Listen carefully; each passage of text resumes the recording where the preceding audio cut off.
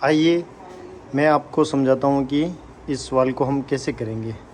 तो आइए देखते हैं कि इसका आंसर कौन सा होगा, कौन सा नहीं होगा। अब ये सवाल कैसे हल हो रहा है उस पर हम ध्यान देते हैं। जैसे ये यहाँ पर क्या लिखा है 4 और यहाँ पर 5। तो इसमें क्या कर रहा है कि जो ऊपर की संख्या है ना, जो उसको 5 से माइनस कर रहा है। तो 5 से 4 को माइनस करने पर क्या बचेगा, 1 बचेगा। और 1 का स्क्वायर क्या होता है, 1 का क्यूब क्या होता है, स्क्वायर क्यूब। क्यूब की बात करें तो क्यूब यानी इंटू 3, और स्क्वायर की बात करें तो इंटू 2, यानी स्क्वायर 1 का 1 होता है, 2 का 4 होता है, 3 का 9 होता है। और क्यूब की बात करें तो 1 का 1 होता है, 2 का 8 होता है, 3 का 27 होता है। वैसे ही 1 का क्यूब क्या होगा, तो 1 का क्यूब 1 ही होगा, क्योंकि 1 को 1 इंटू 1, 1 इंटू 1, यानी 1 को आप कितनी भी बार इंटू कर दो वो 1 ही आएगा। तो इसमें क्या है, 1 है।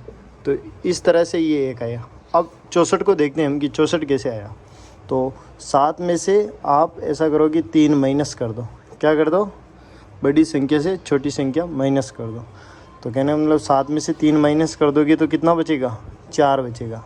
और 4 का क्यूब क्या है, 4 इंटू 4 इंटू 4 कितना होता है, 4 का क्यूब क्या हुआ, 64। कितना होता है, 64। जैसे मैं आपको इधर बताता हूँ, 10 तक बता रहा हूँ मैं, 1 से 10 तक की क्यूब। 1 2 3 4 5 6 7 8 9 और 10। 1 का क्यूब क्या है, 1।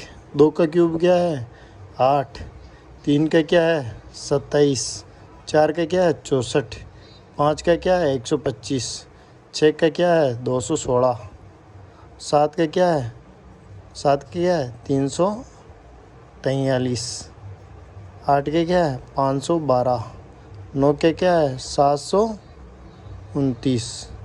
और 10 का क्या है, 1000। ये क्यूब है। तो इसी प्रकार हम इसको देखते हैं, ये 27 कैसे आए। तो 11 में से आप -8 करो, कितना बचेगा, 11 में से 8 गए तो कितने बचेगा, 3 बचेगा। कितना बचेगा, 3। और 3 का क्यूब क्या होता है, 27 होता है। ये देखो, आया समझ में। वैसे अब यहाँ पर देखते हैं कि 8 में से -2 को करते हैं तो कितना बचेगा, 6 बचेगा।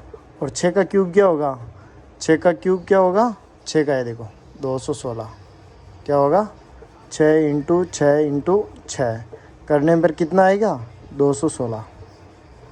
अगर आप कहने मतलब इंटू नहीं कर पाते हो और कहने मतलब क्यूब नहीं निकालना चाहते हो, तो आप इनको रट के भी याद कर सकते हो। क्या कर सकते हो, रट के भी याद कर सकते हो। तो इसका आंसर क्या होगा, 216। क्या होगा, 216।